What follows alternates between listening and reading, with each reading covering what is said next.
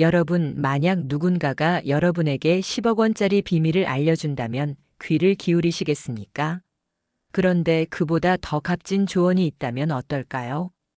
오늘 영상은 아무도 들을 수 없는 최고의 인생 조언에 대한 이야기입니다. 돈으로 살 수 없는, 그리고 잘못하면 평생 깨닫지 못할지도 모르는 소중한 메시지들.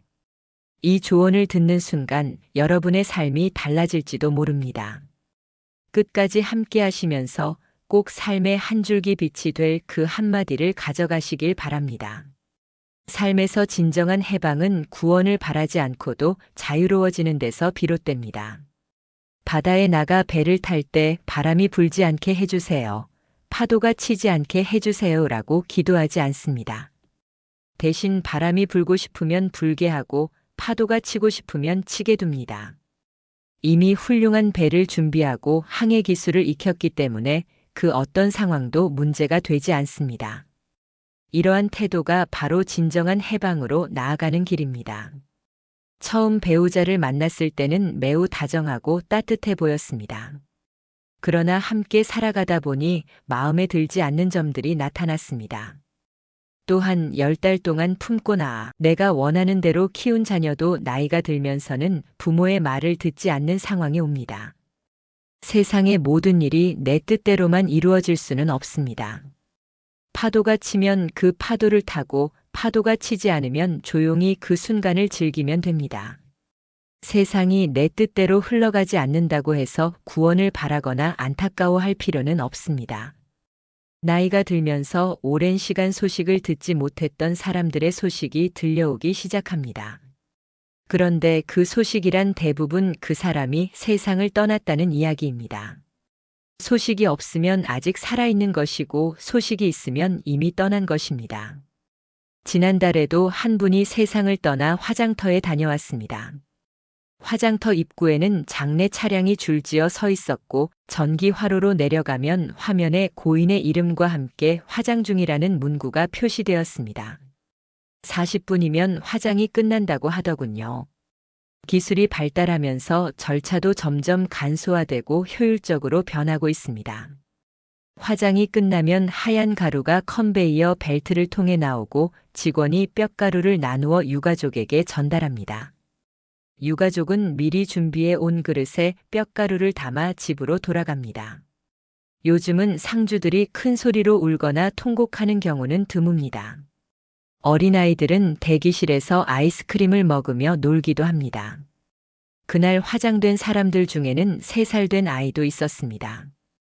관이 내려가는 순간 젊은 어머니가 뒤돌아 울음을 터뜨렸습니다. 어린아이의 뼈는 신선했고 뼈가루는 뿌옇고 부드러운 먼지와 같았습니다. 이렇게 사람은 살아가다가 세상을 떠납니다. 조금 전까지만 해도 함께 있던 사람이 사라지고 남은 것은 뼈뿐입니다. 죽음은 남은 사람들의 슬픔이나 애도와는 관계없이 그저 삶이 끝났음을, 인연과 업이 끝났음을 알려줍니다. 죽은 사람은 살아있는 사람에게 자신의 죽음을 전할 수 없고 죽음을 경험할 수도 없습니다. 결국 인간은 죽음을 이해할 수 없습니다. 삶의 무게와 죽음의 가벼움에 대해 깊이 생각해야 합니다. 죽음이 가볍기에 우리는 삶의 무게를 견디며 살아갈 수 있는지도 모릅니다. 더 욕심내지 말고 삶의 짐을 덜어내며 살아가야 합니다. 죽음은 해가 지고 비가 내리고 바람이 부는 것처럼 자연스러운 현상입니다. 나이가 들수록 죽음에 대한 두려움이 커질 수 있습니다. 하지만 죽음을 두려워할 필요는 없습니다. 매일 아침 얼굴을 씻고 면도하듯이 가볍고 평온하게 죽음을 준비하면 됩니다. 돈을 낭비하지 않고 주변 사람들에게 부담을 주지 않고 깨끗하게 떠날 준비를 해야 합니다. 빌린 것은 모두 갚고 가진 것은 다 나누고 사용하던 물건은 정리하며 떠나야 합니다. 죽기 전에 집안의 서랍과 찬장을 열어보면 쌓여있는 물건들 속에서 지나온 삶이 쓰레기처럼 느껴질 때가 있습니다. 그제야 내가 소유했던 대부분이 쓸모없는 것임을 깨닫게 됩니다. 하고 싶었던 일조차 아직 다 하지 못했는데 왜 그렇게 욕심내며 집착하며 살았는지 의문이 듭니다. 삶은 후회의 연속일 수 있지만 이제는 욕심을 내려놓고 더 의미 있는 것으로 삶을 채워가야 할 때입니다. 제 친구의 아버지는 평생을 섬진강 상류의 산골 마을에서 농사를 지으며 살아오셨다고 합니다. 아버지가 돌아가시던 날 그는 지인을 불러 유언을 남겼습니다. 그 유언 속에서 그는 어머니가 매일 밤 아궁이에 불을 지피느라 바쁘셨던 이야기를 하며 그동안의 고생을 덜어드리고 싶다며 꼭 연탄 보일러를 그만 사용해 달라고 당부하셨다고 합니다. 이 유언은 건강하고 힘차며 결단력 있는 삶의 모습으로 다가옵니다. 그의 아버지는 죽음을 전혀 두려워하지 않았고 아침마다 소를 몰고 밭으로 가듯이 가벼운 마음으로 받아들였습니다. 이렇게 죽음을 자연스럽게 받아들이는 데에는 깊은 내면의 성찰과 오랜 시간이 필요합니다. 아무나 이렇게 할 수 있는 것이 아닙니다. 삶은 무겁고 죽음은 가볍습니다. 만약 의학의 목표가 죽음과 싸워 이기는 것이라면 의학은 100점 차로 패배할 것입니다. 사람의 몸을 치료하고 회복시키는 의사가 필요한 만큼 충분히 살아온 사람들을 마지막 길로 우아하게 안내하는 의사도 필요합니다. 죽음은 싸워 이겨야 할 대상이 아니라 부드럽게 환영해야 할 존재입니다. 임종의 순간에 단지 살아있다는 이유로 관을 억지로 붙잡고 떠나지 못하게 하는 것은 의미가 없습니다. 죽음을 가볍게 맞이하는 사람들은 마지막 순간을 후회 없이 보낼 수 있어야 합니다. 그래야 단순한 장례 절차에서도 존경심 어린 애도가 가능해집니다. 떠나는 사람, 보내는 사람, 그리고 의학 모두가 가벼움으로 돌아갈 수 있어야 합니다. 뼈가루를 바라보면 삶의 의미를 되새길 수 있습니다. 이 가벼움으로 삶의 무게를 견뎌낼 수 있습니다. 세상을 통일했던 중국의 진시황, 애플을 창업하고 억만장자가 된 스티브 잡스, 북한을 영원히 통치할 것 같았던 김일성, 삼성그룹의 이건희 회장 역시 모두 세상을 떠났습니다. 이렇게 살아가는 동안 많은 이들이 떠났습니다. 그렇다면 그들 중 누구를 부러워하십니까? 세상에 존재하지 않는 세 가지가 있습니다. 첫째, 정답은 없습니다. 둘째, 비밀은 없습니다. 셋째, 공짜도 없습니다. 또한 죽음에 대해 우리가 분명히 알고 있는 세 가지가 있습니다. 첫째, 사람은 반드시 죽습니다. 둘째, 나는 홀로 죽습니다. 셋째, 아무것도 가져갈 수 없습니다. 그리고 죽음에 대해 모르는 세 가지도 있습니다. 첫째, 언제 죽을지 모릅니다. 둘째, 어디서 죽을지 모릅니다. 셋째, 어떻게 죽을지 모릅니다. 그렇기에 항상 준비되어 있어야 합니다. 모든 사람이 태어나는 방식은 거의 비슷하지만 죽음의 방식은 매우 다릅니다. 인간의 평가는 태어난 것보다 죽는 방식으로 결정됩니다. 세상에 나올 때는 내가 울고 주변 사람들이 웃었지만 세상을 떠날 때는 모두가 슬퍼할 때 내가 웃으며 떠나야 가장 잘 산 삶이라고 할 수 있을 것입니다. 행복한 삶을 살아가십시오. 걸을 수 있고 먹을 수 있으며 친구들과 이야기를 나눌 수 있는 지금 이 순간이 얼마나 소중하고 감사한지 깨달아야 합니다. 삶은 마치 소풍과도 같습니다. 길을 가다 쉬고 돌아오는 길에도 쉬며 시간이 허락할 때마다 쉬어가야 합니다. 너무 바쁘게만 살지 말라는 뜻입니다. 주어진 하루하루를 소중히 여기고 감사한 마음으로 살아가십시오. 삶을 어떤 목적을 이루기 위한 수단처럼 허비하지 말아야 합니다. 부처님께서는 우리가 삶을 감사로 채워야 한다고 말씀하셨습니다. 일하거나 성공을 추구하는 것보다 소풍처럼 살아가는 삶을 권하셨습니다. 이 세상에 일하러 온 것도 성공을 이루기 위해 온 것도 아닙니다. 그런 것들은 모두 부수적이며 도구적일 뿐입니다.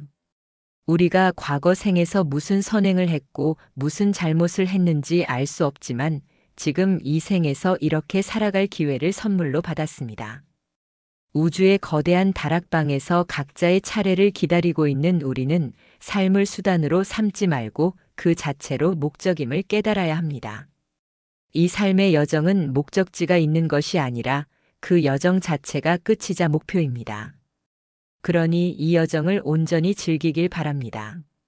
소풍을 떠난다는 것은 멀리 놀러 가는 것만을 의미하지 않습니다. 만약 그 소풍이 고뇌와 고통으로만 가득하다면 그것은 진정한 삶이라 할 수 없습니다. 이 세상은 놀라운 이야기들로 가득 차 있습니다. 행복과 기쁨으로 채워진 삶을 살아가십시오. 우아하게 나이 드는 법을 배울 때 세상은 단순히 낡아 보이는 것이 아니라 새로운 의미를 담게 됩니다. 늙음 속에 낡음이 있지 않고 도리어 새로움이 있습니다. 곱게 늙어가는 이들은 늙지만 낡지는 않습니다. 늙음과 낡음은 단 한 글자의 차이지만 그 안에 담긴 의미와 의도는 완전히 다른 방향으로 나아갈 수 있습니다. 낡음과 늙음이 만나면 남는 것은 공허함과 절망뿐입니다. 그러나 나이가 들어도 낡음을 붙잡지 않는다면 삶은 매일 새로워질 수 있습니다. 몸은 늙어도 마음과 인격은 날마다 새로워지며 더욱 성숙한 삶과 풍요로운 깨달음이 다가옵니다. 노년에도 젊은 마음을 품을 수 있고 늙어도 새로운 인격을 가질 수 있습니다. 반대로 젊을 때에도 낡은 마음과 시든 인격을 가질 수 있습니다. 아름답게 나이 든다는 것은 외면은 늙어가더라도 내면이 날마다 새로워지는 것입니다. 반대로 외면과 내면이 함께 낡아가는 것은 우리를 추하게 늙게 만듭니다. 늙음과 쇠락은 삶의 아름다움과 추함을 나누는 기준이 됩니다. 태어난 이상 누구나 나이를 먹게 됩니다. 그러나 몸이 늙어도 항상 새로운 마음으로 살아간다면 평생을 살아도 결코 늙지 않을 것입니다. 곱게 늙어간다는 것은 참으로 아름다운 인생입니다. 노년의 삶이란 아름다운 모습으로 거듭나는 삶입니다. 무지하게 방황하는 젊은 시절의 살보다 삶의 무게와 깊이를 담은 노년의 삶이 더 아름다울 수 있습니다. 나이 드는 것을 두려워하거나 슬픔에 잠겨 마음까지 늙어가는 일이 없도록 해야 합니다. 마음을 새로운 것으로 바꾸고 성장하는 나이테는 삶의 무게를 보여주는 증거로 받아들여야 합니다. 성숙해질수록 낡아지고 무거워질 수 있지만 그런 짐들을 걱정하지 마십시오. 빈몸으로 와서 빈몸으로 떠나는 것이 인생입니다. 지난날에 힘들었던 기억, 상처받은 감정, 불필요한 걱정은 모두 털어내야 합니다. 후회할 것도 없습니다. 무겁게 짊어지고 붙들고 있다면 삶은 곧 피곤하고 어려워질 것입니다. 어젯밤의 부채도 단꿈에서 깨어나면 모두 무의미해지고 오늘의 그림자에 봄날도 숨겨지는 법입니다. 지금 손에 쥐고 있는 후회를 내려놓고 가벼워지십시오. 어차피 떠나야 할 길이라면 처음 왔을 때처럼 모든 짐을 내려놓고 편안히 떠날 수 있는 삶을 살기를 바랍니다. 천천히 걷든 빠르게 달리든 우리에게 주어진 시간은 단 한 번뿐입니다. 이 소중한 시간 속에서 사랑하고 이해하며 살아가십시오. 대체 불가능한 소중한 삶입니다.